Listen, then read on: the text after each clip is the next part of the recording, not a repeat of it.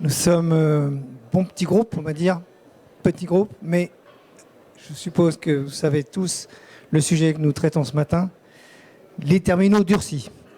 Et pour en parler, nous avons avec nous deux spécialistes. Nous avons Julien Vic, qui est responsable de la business unit entreprise chez Crosscall, spécialiste des terminaux durcis, français. Et un petit groupe Samsung, d'origine coréenne, bien sûr, en la personne de Romain Verne. Alors, je vais demander... Alors, moi-même, je suis Pierre Mangin, animateur, journaliste. Ce que je vous propose, c'est de parler en 3-4 volets principaux. Où on en est, les enjeux sur les terminaux durcis aujourd'hui, en quoi ça mobilise beaucoup, en particulier les professionnels, je dirais, dans la dimension verticale. Les offres, où on en est, les offres aujourd'hui. Il y a effectivement beaucoup d'innovations dans ce domaine. Et puis, nous avons préparé un chapitre sécurité, au sens à la fois sûreté, sécurité, anti-hacking. Et puis, je vais demander de me préparer quelques clients. D'accord ? Et puis, on se laisse 5 minutes de questions-réponses. N'hésitez pas à vous rapprocher.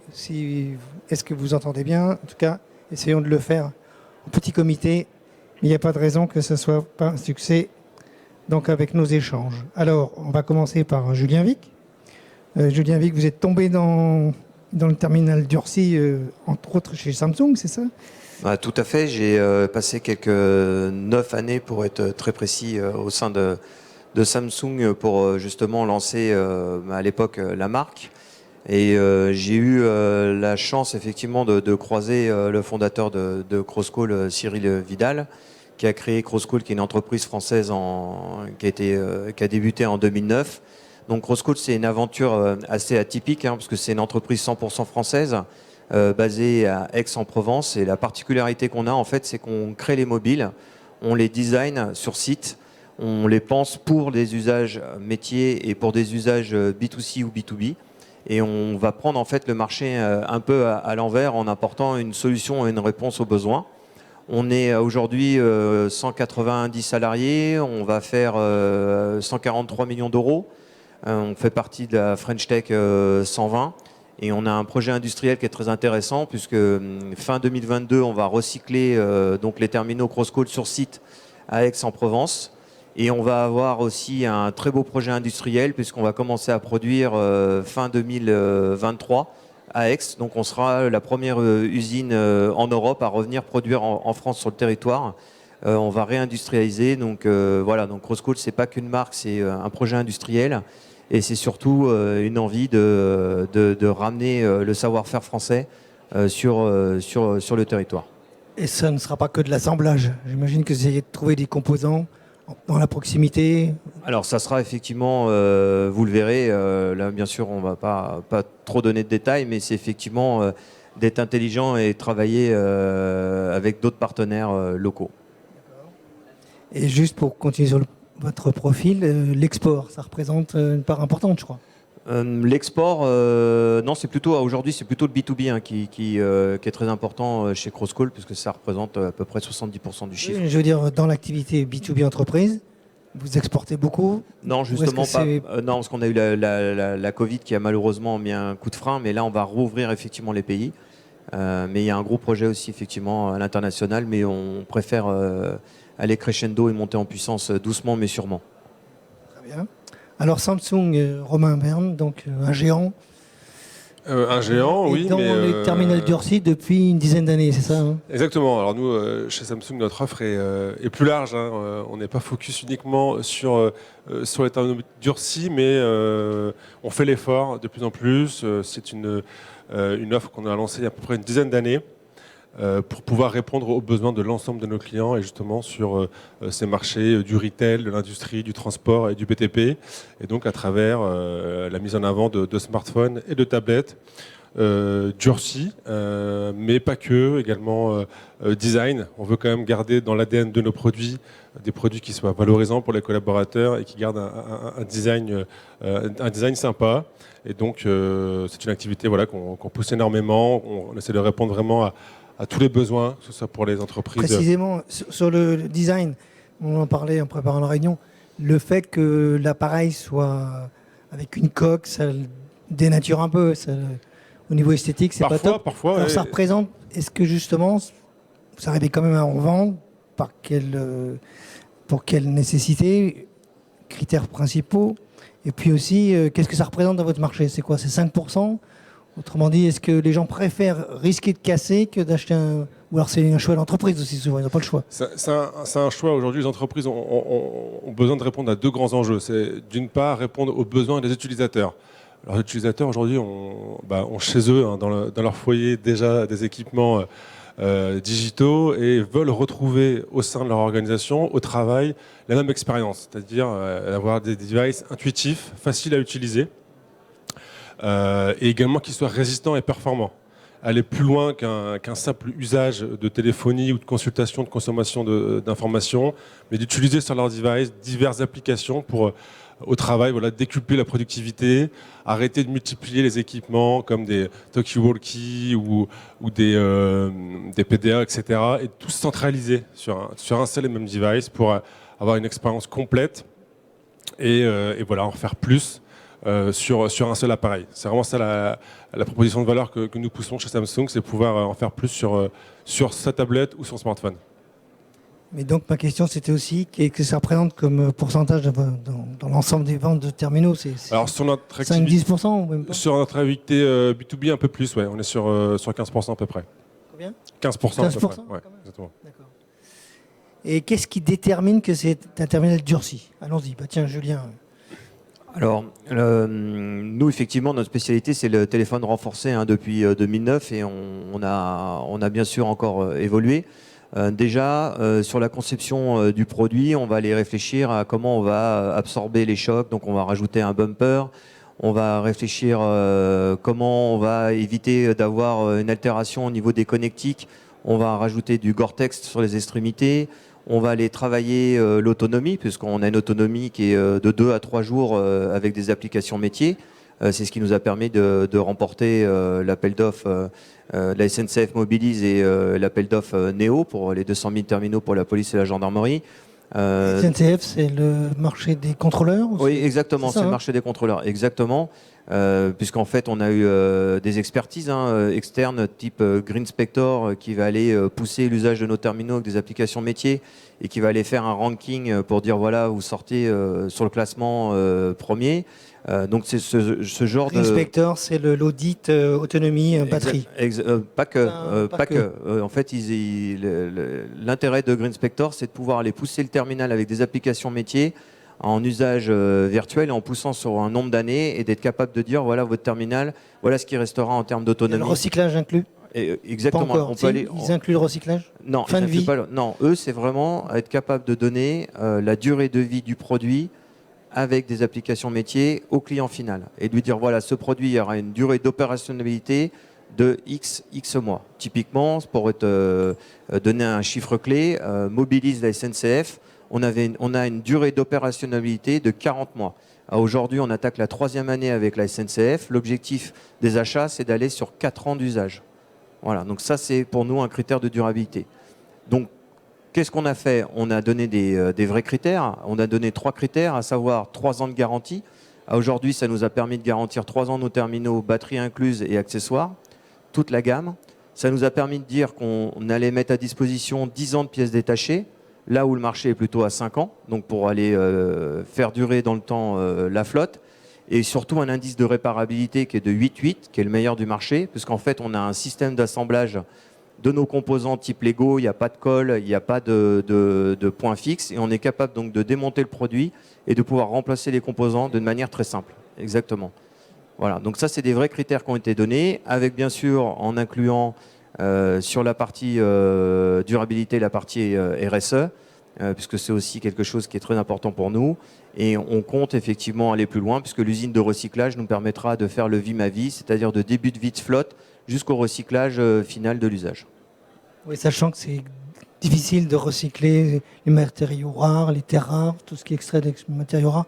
C'est quelques pourcents malheureusement de l'équipement lui-même, quoi. Mais bon, ça évolue, ça progresse bien. C'est surtout pour ça qu'on va avoir notre propre usine et qu'on veut maîtriser de bout en bout le recyclage aussi. Et pas passer par un intermédiaire. Chez Samsung, Romain, un terminal durci, les critères sont à peu près, j'imagine les mêmes, le choc. Ouais, la résistance, évidemment, hein, c'est le facteur premier d'un équipement durci qui soit résistant à travers différentes normes. Nos produits doivent être IP68, évidemment. Ils doivent répondre à d'autres normes un peu plus complexes, des certifications militaires, les MLSTD, qui permettent vraiment d'asseoir des certifications militaires, comme Militaire, des certifications très connues dans le secteur du marché des durcis. Également des produits, comme je le disais tout à l'heure, qui soient faciles à utiliser, mais très simplement, par exemple avec des gants. On sait qu'aujourd'hui, lorsqu'on travaille dans l'industrie ou le transport, on travaille la moitié du temps ou la plupart du temps avec des gants. Il faut qu'on puisse utiliser son smartphone, sa tablette avec des gants. Et donc, il y a un vrai besoin de résistance, d'usage. Et l'autre aspect qui est très important aussi aujourd'hui, c'est l'aspect sécurité. Les entreprises ont besoin de répondre aux besoins de leurs utilisateurs, mais également leurs administrateurs IT, de leurs équipes informatiques, pour qu'ils aient des produits à la fois faciles à utiliser, comme je l'ai dit, mais également complètement sécurisés. Pour la saisie, on n'a toujours pas de solution miracle. Si vous dites qu'on peut toucher avec des gants, mais la problématique qu'on entend souvent, c'est le fait de devoir saisir caractère par caractère, et on ne voit pas. Est-ce qu'on a trouvé des astuces, Julien ? Soit avec une extension, soit avec... Alors c'est pas ce qui est remonté par les usagers. Vous doutez bien qu'on a travaillé effectivement l'usage sur Neo. Et en fait, ce qui est ressorti surtout, c'est toute la partie all-in-one, à savoir sur un smartphone. Durci, il doit être capable d'être talkie-walkie, d'avoir de la PTI, d'avoir tout ce genre d'actions. PTI, c'est quoi la PTI ? C'est protection des travailleurs isolés, ah oui, en fait, pour pouvoir déclencher. PTI. Oui. PTI, oui, tout à fait. Donc l'idée, c'est d'avoir des boutons assez importants, parce que le wet touch et le glove touch, c'est ce qui permet d'utiliser les dalles sous l'eau ou avec des gants. Mais on a rajouté aussi des boutons plus gros sur les côtés pour pouvoir effectivement lancer les appels de PTI, les appels d'urgence ou de talkie-walkie. Parce qu'en fait, il faut savoir que le marché est aujourd'hui hybride. On arrive sur des produits type Tetra ou autres, qui sont des produits radio assez gros. PMR, gros. Ce qu'on appelle la PMR. Bon, Private Mobile Radio, exactement. Ça appelle multiple à un groupe de... Avec multiples et surtout préemption et possibilité aussi d'appel en groupe direct. Donc l'idée c'est de faciliter l'usage sur ces durcis. Donc on a créé une gamme avec des boutons plus gros. Puisqu'en fait, juste pour expliquer, le marché est en train de basculer de produits très spécifiques radio à des produits mobiles. Puisque l'idée, c'est que demain, le mobile remplace la radio, remplace le talkie-walkie, et soit en un seul produit, le all-in-one pour communiquer, à la fois sur des réseaux de type PMR, ou des réseaux mobiles classiques, ou même des réseaux de point à point, type radio, avec une poire pour pouvoir communiquer en direct. Voilà. Donc le durci de demain, c'est tout ça. Et c'est là-dessus où, effectivement, on passe beaucoup de temps et beaucoup de moyens en R&D. Qui sera hybride 5G, 4G, 5G et PMR. Et radio. Exactement, et talkie. Et IP, pour tout ce qui est de la data, évidemment IP. On oublie la radio bas débit. Il n'y a pas de demande. On va même aller chercher on va aller même chercher du point à point, c'est surtout ça qui est intéressant. Est-ce qu'on vous demande d'intégrer la radio bas débit type LoRa pour la connexion d'objets ? On en parle. Hein ? Pour le moment, non. Pour le moment, c'est encore... C'est pas dans le scope. Oui. Sur le caractère hybride des équipements... Nous, c'est un peu le même principe chez Samsung que chez nos collègues. On arrive vraiment à développer des devices où on peut les utiliser comme talkie-walkie. Et au-delà de ça, on joue beaucoup sur l'aspect applicatif. Aujourd'hui, par exemple, on a des clients qui développent des solutions avec des commandes vocales directement à travers l'application. On passe vers des développements très forts et très étroits avec Google, par exemple, pour sortir des applications qui permettent d'utiliser son smartphone avec des commandes vocales et travailler de manière collaborative, comme sur Teams, depuis les touches programmables, pour avoir un usage à la fois collaboratif et en mode push-to-talk ou talkie-walkie. Alors, pour en revenir sur un point, on l'a évoqué, c'est la certification, l'homologation. Aujourd'hui, quelles sont les 2 ou 3 principales, Julien ? Chacun peut nous préciser là-dessus. C'est peut-être fonction du métier. La première chose sur des téléphones durcis, c'est déjà bien sûr d'avoir la fonction et la validation de Google Android AER. qui est mandatory aujourd'hui pour pouvoir manager une flotte de terminaux et d'apporter le niveau de sécurité. En Android, environnement Android. Exactement, avec un bon niveau de sécurité, avec des patchs de sécurité, avec des montées d'OS qui sont mandatory, une minimum. Donc ça, c'est le premier coup de tampon, on va dire, pour gérer une flotte. Le deuxième, c'est la norme STD GH, donc, qui est effectivement une norme qui permet de tester des produits selon une nomenclature bien précise, typiquement test de chute avec telle hauteur, immersion dans l'eau salée. Nous, il faut savoir qu'on a 15 tests, où là, le marché est plutôt sur 3 tests. Nous, on en passe 15, puisqu'on va aller chercher l'extrême avec des températures plus 40, moins 60. Enfin, on va vraiment très loin. Et ça aussi, c'est un coût industriel, mais c'est ce qui permet de garantir l'usage. Et donc, je mettrais ces deux critères pour garantir. Et la troisième, c'est garantir dans le temps. On parlait d'estampiller et de donner une garantie. C'est de se dire, quand j'achète un produit, j'ai une garantie sur les pièces. Exactement, pièces incluses et sur une durabilité de 3 ans minimum. Ok. Est-ce qu'il y a, chez Samsung, est-ce qu'il y a une spécificité France, Europe, quand vous devez développer des produits durcis qui sont fabriqués en Corée, a priori? Exactement, mais qui répondent au cahier des charges du marché français. Comme on l'a dit tout à l'heure, les normes IP68, les normes STD, les certifications AER, évidemment. Même si Samsung, chez nous, on a la particularité de développer, en plus de certification AER, une suite de solutions qui s'appelle Knox Suite, qui permet d'être couplé avec la certification d'Android et qui permet d'accompagner nos clients. C'est écrit KNOX, c'est ça? Knox Suite, donc KNOX, exactement, et qui permet de mieux sécuriser, de déployer et de gérer les équipements. C'est vraiment une réponse aux besoins concrets des administrateurs et des équipes IT de nos clients.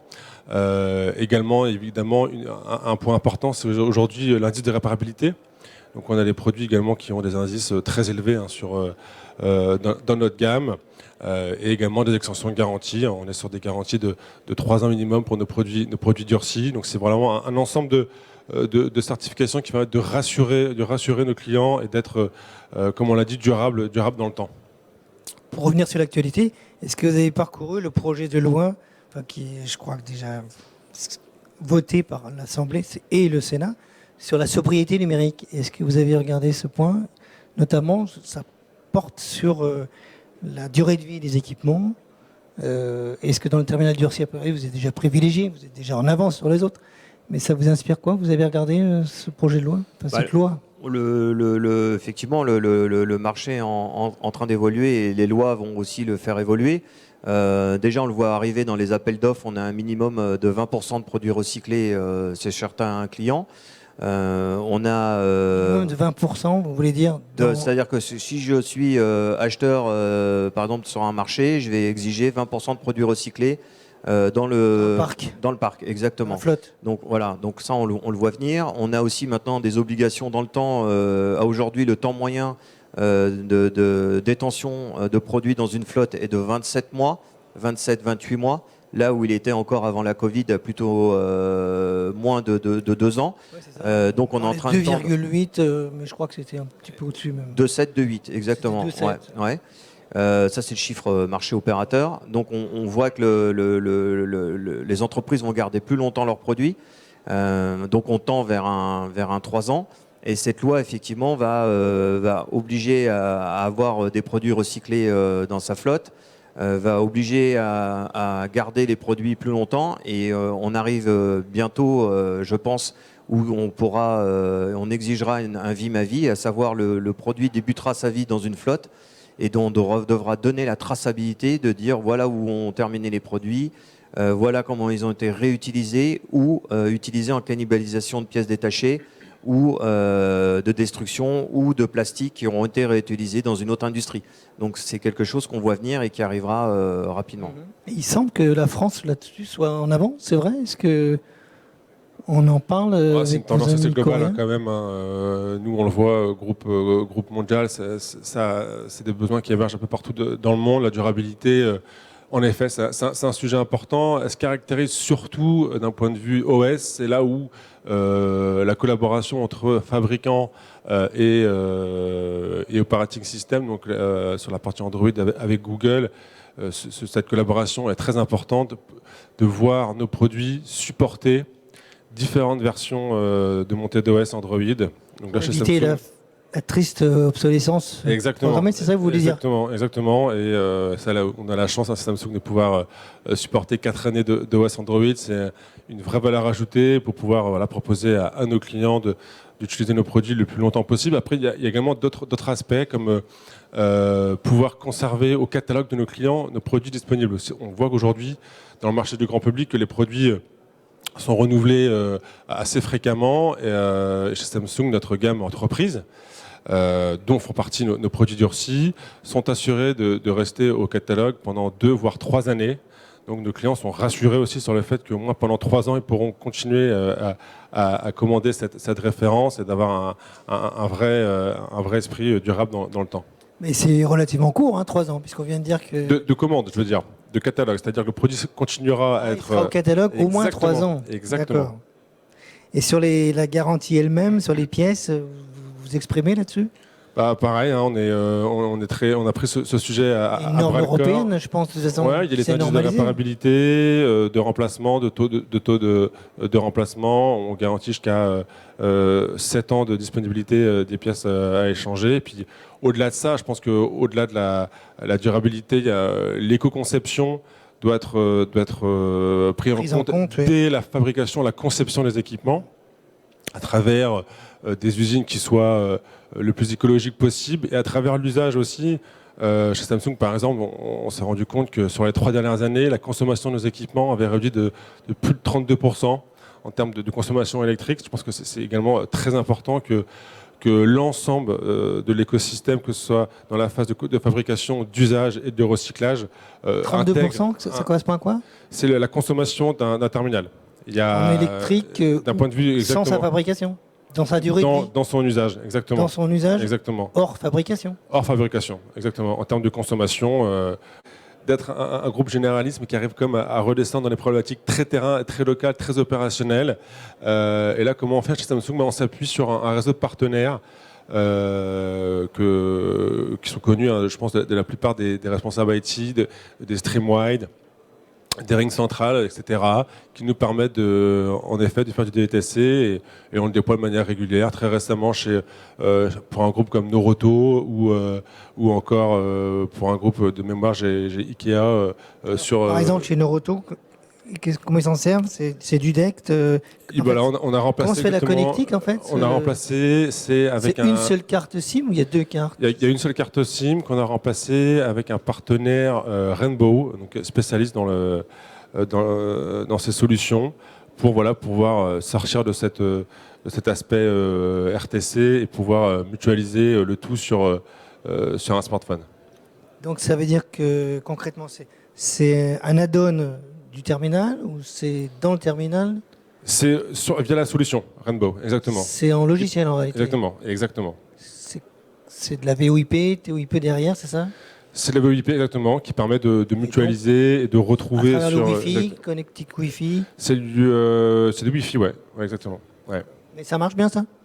Écoutez, ils en sont plutôt ravis, donc c'est les sujets qu'on continue à déployer. Et c'est peut-être le basculement qui peut poser, parce qu'effectivement c'est pas vraiment du handover quand on passe d'une communication mobile à son DECT par exemple. Julien, Si, on arrive à le faire? La bascule se fait en handover. On a équipé la PHP avec 7000 terminaux. Ça se fait en quelques... Et ça bascule effectivement dès qu'on sort de la ça peut zone. mettre 20 secondes, c'est beaucoup. Non, ça fonctionne vraiment bien. On a fait Volvo Trucks. On a travaillé aussi. Bon là, on a encore plein d'autres déploiements, mais la flotte la plus emblématique, c'est quand même les 7000 terminaux à la PHP. Ils peuvent pas s'amuser à avoir un temps de latence vu les urgences et vu l'intérêt vital. Donc, je peux vous assurer que ça fonctionne bien. Et effectivement, ça a été fait aussi avec le partenaire Rainbow Alcatel. Donc Streamwide, on le fait beaucoup dans la sécurité défense aussi. Donc, Rainbow, c'est l'application collaborative en fait. Exactement, d'Alcatel. Alcatel, oui. Et j'évoquais la double carte SIM. Est-ce que vous avez ça vous, comme offre ou c'est Alors, pas la tendance du marché? oui, nous on a des Complètement. double SIM historiques donc sur tous nos produits. Et quel est l'avantage? Dans quel cas? Quel use case, comme on dit en français? Quel usage Bah, on peut avoir Il y a une forte demande là-dessus? soit une SIM pro perso. C'est cher aussi, puisque ça veut dire deux abonnements. Non. Après, Non. c'est une volonté d'entreprise, mais en tout cas, Vous en avez industriellement, beaucoup sur le marché? on prévoit 2 SIM. Oui, on a. Des flottes double carte SIM. Nous, c'est mandatory. Donnez-nous des exemples. Oui. Bah, on peut avoir du frontalier, typiquement, on peut avoir une entreprise frontalière qui va utiliser 2 cartes. On peut avoir une entreprise qui va donner à son collaborateur un terminal en lui disant tu l'utilises à la fois pour le pro, mais vous pouvez aussi mettre votre carte perso. Enfin, on peut imaginer plein d'usages. Et chez Samsung aussi, vous avez des équipements double Exactement, carte SIM. sur nos produits durcis, mais pas que, sur nos produits plus haut de gamme également, double SIM, eSIM, c'est des usages particuliers pour en effet des entreprises worldwide, qui ont des collaborateurs qui naviguent un peu partout dans le monde. Et c'est des sujets assez fréquents. Hein. Mais c'est un marché assez conséquent. Un marché, c'est pas C'est une niche. un marché en tant que tel, c'est une fonctionnalité qui se retrouve aujourd'hui, qui est assez généraliste sur nos smartphones. Alors, le sujet important, on l'avait évoqué en préparation, c'est effectivement la sécurité. Alors, Julien, sécurité, je disais, c'est à la fois la sûreté, c'est le fait que on ne va pas être hacké, mais aussi que c'est la résistance, la robustesse. Hein. Quels sont les enjeux principaux aujourd'hui? Qu'est-ce qui a changé avec, peut-être, on dit qu'aujourd'hui, avec la pandémie, on s'est aperçu avec le télétravail, en fait, le confinement, que les mobiles sont effectivement exposés plus qu'on ne le disait. Alors, est-ce que c'est du marketing des vendeurs de systèmes de sécurité, encore une fois? Est-ce que c'est vrai?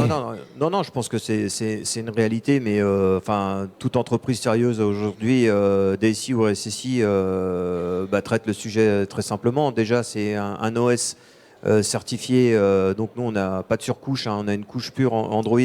Avant de donner la réponse et la solution, oui. Quelle est la menace? Est-ce qu'il y a vraiment du hacking? Qu'est-ce qui se passe quand on est... Quelles sont les menaces qui compromettent vraiment un smartphone? Durci ou pas? Les menaces peuvent être multiples, hein, mais moi je ne suis pas en fait spécialiste sur cette partie-là. Ce que je peux répondre, c'est surtout sur la partie comment se protéger, à savoir avoir un OS certifié du type Android AER et de doubler avec une MDM qui permet Mobile Device Management, qui permet de gérer son parc et de voir s'il y a des anomalies sur le compte. Et après, il y a des solutions type Dust Mobile qui proposent des cartes SIM chiffrées de bout en bout. Voilà, ça peut être une solution annexe pour des parcs qui veulent vraiment être très sécurisés. Mais les attaques, excuse-moi de revenir là-dessus, ce que vous savez mieux que moi, ce qui peut se passer sur le marché, les utilisateurs, ils se plaignent de quoi? Ils ont été hackés, il y a eu usurpation de leur identité, il y a eu vol, et puis ils ont dérobé, fini par trouver leur code d'accès. Ouais, il y a des enjeux pour une entreprise d'accès biométrique, il y a des infos qui sont dans les applications, il y a des menaces à travers les réseaux. Beaucoup d'attaques sont liées au réseau et non pas au device en soi, à travers les applications, les données. En effet, c'est assez global, on le voit, hein, ça émerge de partout. Et encore une fois, moi non plus un non-expert de la sécurité, on a des équipes dédiées hein, chez Samsung, mais en tout cas on a des réponses fortes à 3 niveaux d'un point de vue déjà hardware. Chez Samsung on a des identifications biométriques, que ce soit faciales ou par empreinte. On a également, nous pour le coup, une plateforme dédiée à la sécurité dans la conception de nos équipements, donc de nos équipements durcis mais pas que, pour tous nos équipements, smartphones, tablettes. On a une plateforme qui s'appelle Nox également, en multicouche, qui permet d'isoler, de chiffrer les données en temps réel et de sécuriser complètement le device. Et on top de cette sécurité hardware, je dirais, on a une sécurité logicielle à travers, je reviens de notre suite de solutions Nox Suite, qui permet d'aller encore plus loin dans la sécurisation et d'accompagner les DSI pour sécuriser leur flotte d'équipements. En fait, la bonne réponse, c'est disposer d'un EMM. Parce que j'étais étonné d'entendre hier que je sais plus, c'est 60 ou 80% des entreprises, en tout cas de petite taille, moyenne, n'ont pas d'EMM, ne gèrent pas leur flotte. C'est la base. Hein, c'est la base. Quand on parlait de la base, c'était effectivement bien sûr un OS, c'est ça qu'on soit à Samsung ou Crosscall, on a tous le même OS parce que c'est la même personne qui nous le fournit. Hein. La seule chose, c'est que nous, on met aucune surcouche et on met rien dessus. Donc c'est ce qui plaît aussi aux gestionnaires ou quand on signe des flottes. Ça leur plaît effectivement d'avoir un OS pur parce que du coup, un OS pur, ça veut dire moins de sollicitations sur l'autonomie, sur le processeur, donc exactement meilleure autonomie dans le temps. Et la deuxième, mise à jour, c'est un principe de sécurité aussi. On n'est pas à jour, on est exposé. Exactement. Et après, bien sûr, avoir un outil de gestion de son parc pour pouvoir le piloter de plus près possible. Vous recommandez une plateforme en particulier, EMM ou MDM ou... C'est la vôtre? Vous en avez une? Non, pas du tout. Nous, on travaille avec tous les partenaires du marché. En fait, on fait valider en amont nos API. Avant la production, en fait, on fait valider les API.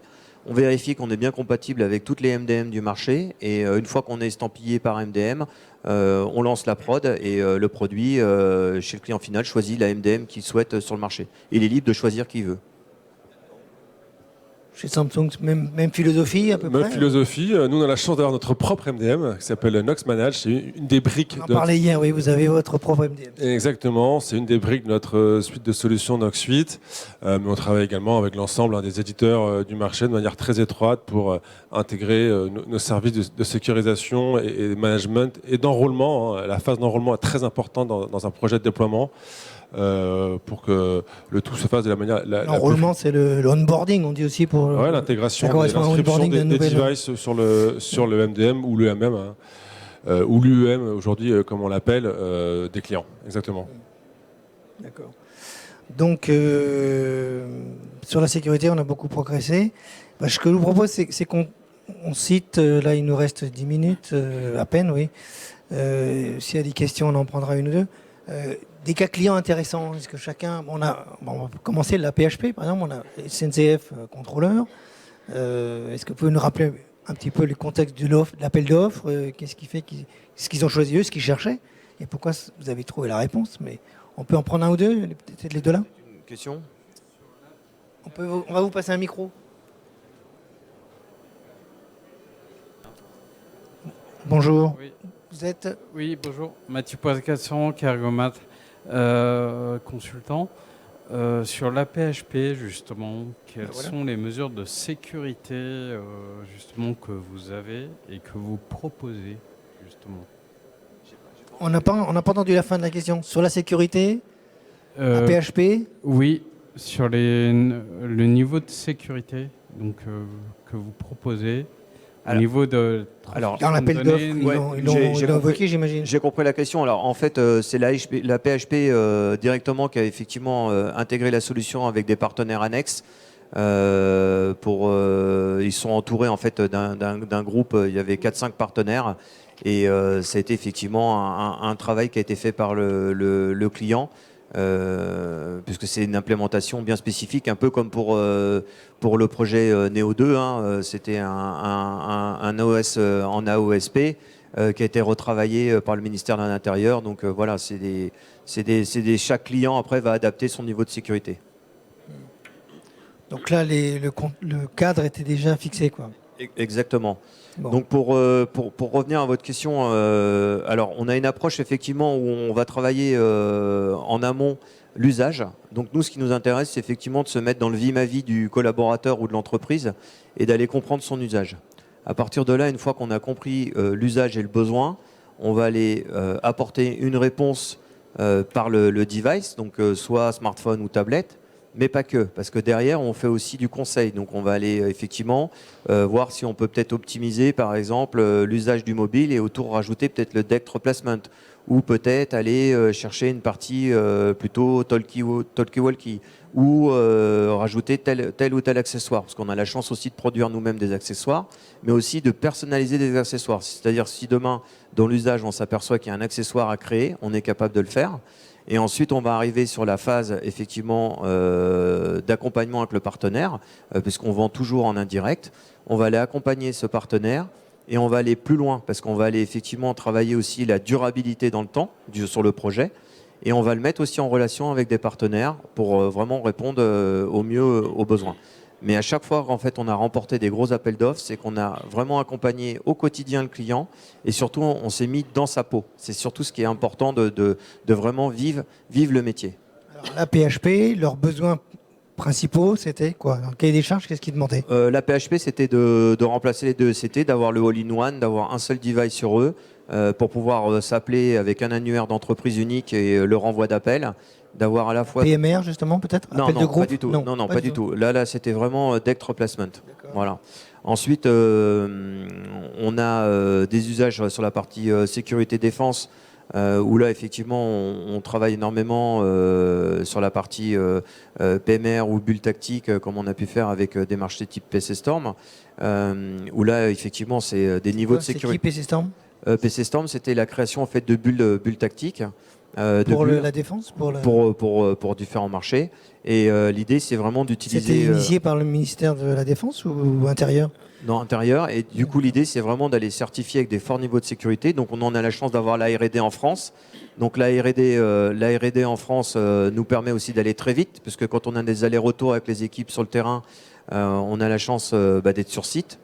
Donc, ça permet aussi d'aller vite. Et aujourd'hui, on a investi sur une R&D de plus de 20 personnes basées à Aix-en-Provence.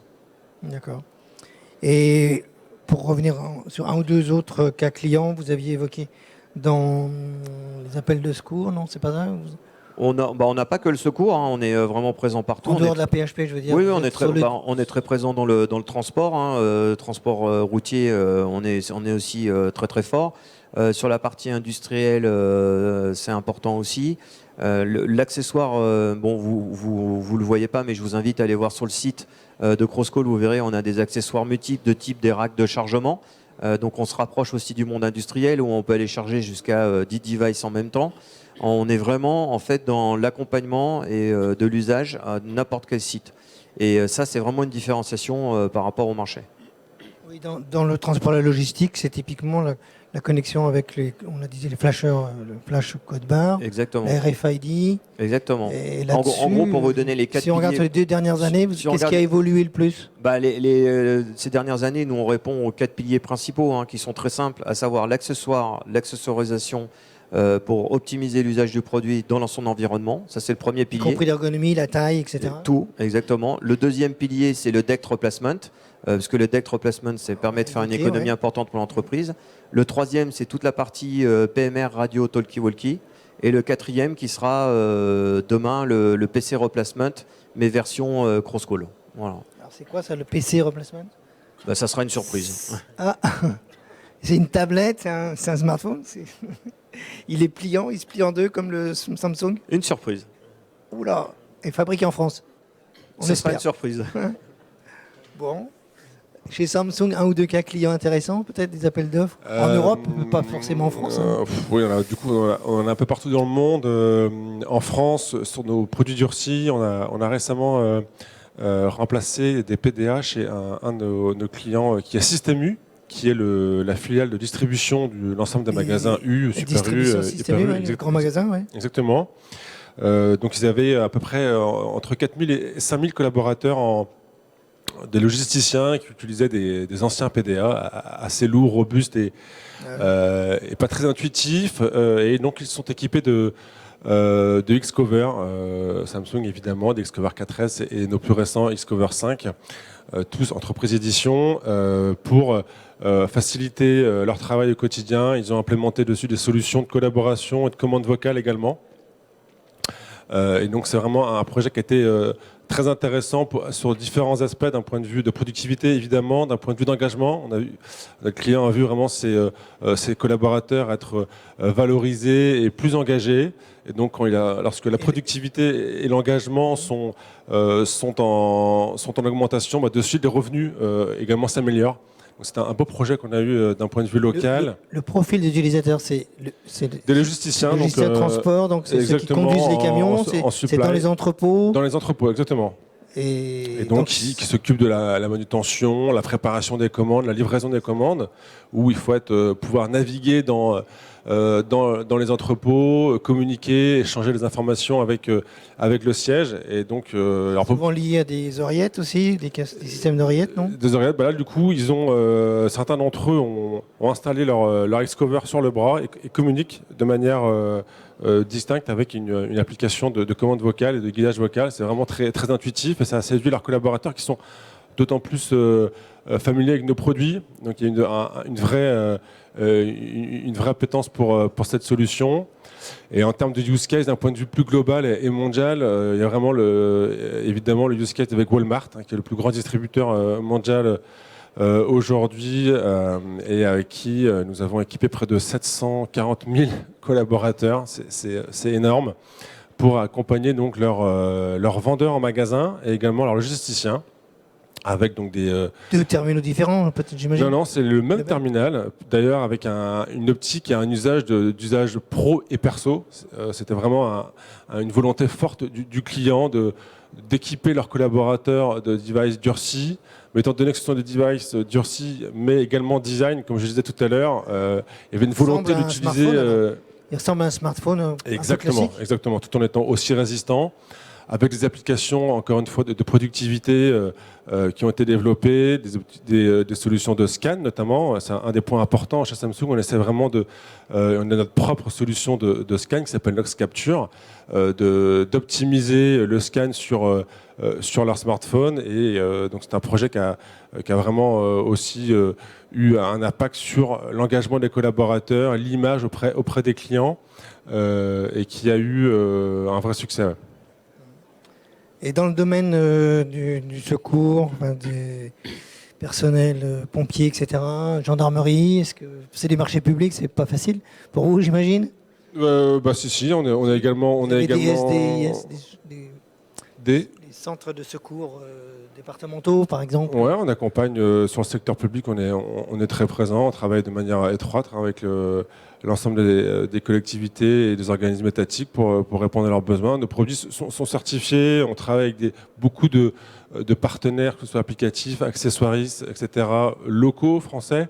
C'est important pour nous de se spécialiser avec des spécialistes sur les différentes verticales, les différents métiers. Et donc, c'est des sujets qu'on aborde également. Ouais. Bien. Est-ce qu'il y a une ou deux questions dans la salle? Non. Alors, peut-être qu'on peut conclure, Julien, sur le fait que l'évolution, finalement, sur les 3, 4, 5 dernières années, on voit qu'il y a l'hybridation. Vous avez bien résumé les 4, là, avec le DECT, le replacement, le PMR, et puis ce qu'on attend. Alors, la surprise, c'est la 4e. Pour résumer, est-ce qu'on s'éloigne du smartphone ou est-ce qu'il y a deux tendances? Est-ce qu'on s'éloigne du smartphone avec le design? Est-ce qu'il y a deux marchés qui se dissocient ou est-ce qu'on est vraiment dans l'hybridation?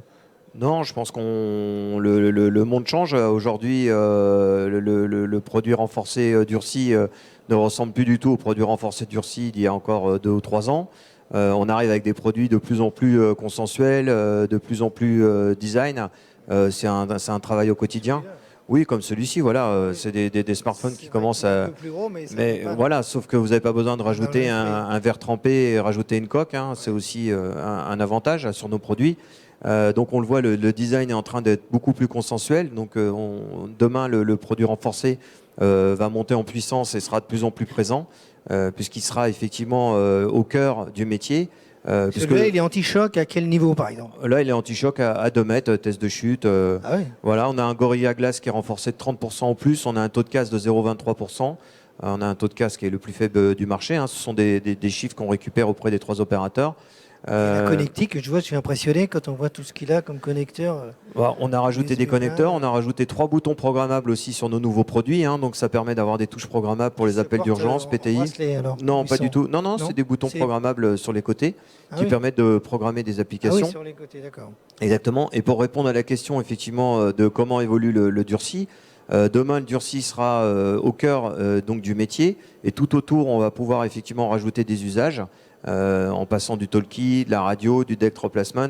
Enfin, c'est vraiment le produit qui va permettre... couteau suisse. Exactement, mais sortir aussi et répondre à la crise Covid qui a obligé aussi les entreprises à équiper plus, à pouvoir communiquer avec l'ensemble de ses collaborateurs, à pouvoir communiquer à n'importe quel moment, n'importe quel endroit, et surtout d'emmener avec eux quelque part leur bureau. Et avoir un usage multifonctionnel dans leur poche. D'accord. Il y a un détail qu'on a oublié, c'est combien ça coûte, Julien? Alors, on va donner les ordres de grandeur, mais pour une flotte, Alors en termes de... celui-là. En termes de coût, justement, on a un autre avantage, vu qu'on n'est pas vraiment les produits ultra durcis qui sont, on va dire, à des prix qui sont loin de prix de la mobilité. Nous, en fait, on arrive à avoir des produits qui sont très proches, voire proches de produits consensuels et qui ne sont pas forcément renforcés. Et surtout, on a l'avantage des 3 ans de garantie qui vous permettent, en termes de TCO, d'étaler l'usage sur 36 mois, batterie incluse, parce que c'est ça qui fait la différence, hein, parce qu'au bout de 3 ans, c'est surtout la batterie qui lâche. Et nous, on garantit la batterie jusqu'au bout à 3 ans. On peut même aller faire des extensions de garantie, aller plus loin. Et surtout, en termes de TCO, on ne va pas rajouter un verre trempé, on ne va pas rajouter une coque. On va avoir un taux de casse qui est très faible, donc du coup, qui veut dire que les produits vont être pas immobilisés au sein de l'entreprise, parce qu'un collaborateur qui peut plus téléphoner, c'est plusieurs dizaines de milliers d'euros, voire plus, selon sa fonction. Enfin voilà, il faut calculer tout son ensemble, et les acheteurs l'ont bien compris. Ils achètent plus maintenant des téléphones mobiles comme ils achetaient des boîtes, mais ils vont aller calculer un TCO sur l'ensemble de l'usage et avoir une enveloppe globale. Et là, typiquement, c'est là où on ressort gagnant, puisque quand vous additionnez tous les points différenciants, on arrive à avoir un prix mieux disant. Et donnons un prix. Mettons une grosse PME, 15, une flotte de 15 ou 20, ça coûte combien? Je vous les donne, on va de 100 €, à 600 €, hein, donc il n'y a rien je me doute que c'était large. Il y a rien d'incroyable, on est pour complètement dans le marché. Hein. Pour une PME qui fait un peu de logistique, disons, 20 terminaux. 20 terminaux, une PME, un prix moyen, ils vont payer 200 €, ça va leur coûter 4 000, 20. 4 000. Voilà. Oui, effectivement, c'est pas ce qu'on imagine. Romain, là-dessus, sur la conclusion de cette hybridation et puis, puis l'investissement que ça représente. Conclusion sur l'hybridation, on l'a tous vu, hein, le marché des durcis et même bien plus, hein, le marché de la mobilité, le marché B2B a évolué en effet avec cette crise du Covid.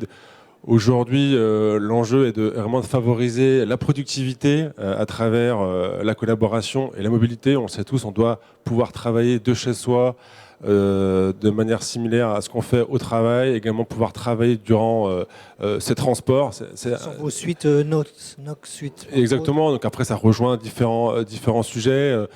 Chez nous, chez Samsung, notre force et notre volonté, c'est de pouvoir vraiment merger ces environnements mobiles avec son environnement bureautique. Donc tout ça est lié à Microsoft, évidemment. Ça passe par vraiment des partenariats, du développement d'applications comme Teams, qui est vraiment très très fort sur l'ensemble de nos produits, qu'on retrouve sur nos produits durcis, mais pas que, évidemment. Et d'un point de vue de tarif, en effet, hein, chez Samsung, on arrive à répondre à différentes demandes. On a des produits qui commencent à quelques centaines d'euros. Et on arrive à soulever cette problématique d'acquisition à travers différents leviers. On peut parler également de leasing. Aujourd'hui, si nos produits étant extrêmement durables, on peut s'engager sur des renouvellements étendus. Et donc, une logique de leasing, de financement est intéressante et permet à nos clients d'avoir un loyer avec récurrent et renouveler leur parc de manière récurrente sans hausse de coût. Bon, on me fait signe, il est 12h00. Donc je pense qu'on a donné la conclusion, là, les grandes tendances. Je crois qu'on peut les applaudir. Hein. Des informations très précises. Et puis, je vous proposais tout à l'heure, on continue sur les entrepôts, gestion des entrepôts à 13h30. Si vous voulez bien revenir, ça me ferait très plaisir. Et Julien sera avec nous. Merci. Ouais. Merci. Merci.